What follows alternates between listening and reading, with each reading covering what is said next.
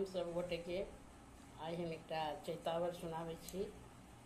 एकर रचना हम अपने केने छी। अगर अहाँ सबके नीक लागत तो लाइक कमेंट शेयर जरूर करब और प्लीज हमार चैनल के सब्सक्राइब करू अहाँ सब और नीक नीक गीत सब सुनते रहू। बहुत बहुत धन्यवाद सब गोटे के। तो सुनो ये चैतावर। पिया मोरा बसे परदेस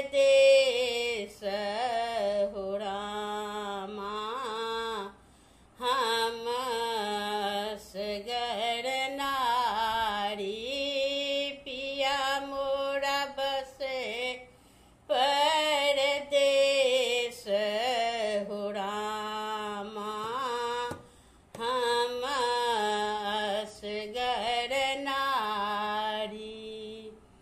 आयल चैत बहे बसात, आयल चैत बहे बसात, मन में उठे हिल कोर हो रामा, हम सगर नारी।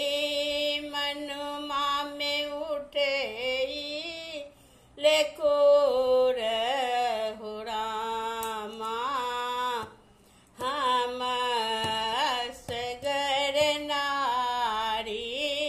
पिया मोरा बसे परदेस हो रामा, हम सगर नारी।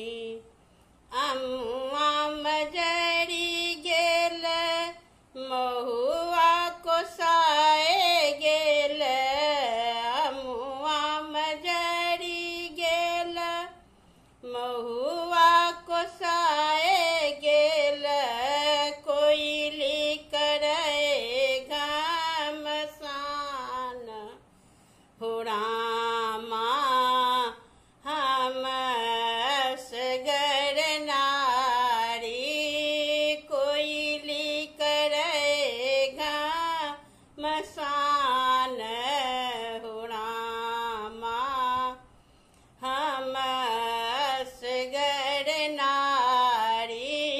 पिया मोरा बसे परदेस हो रामा, हम सगर नारी।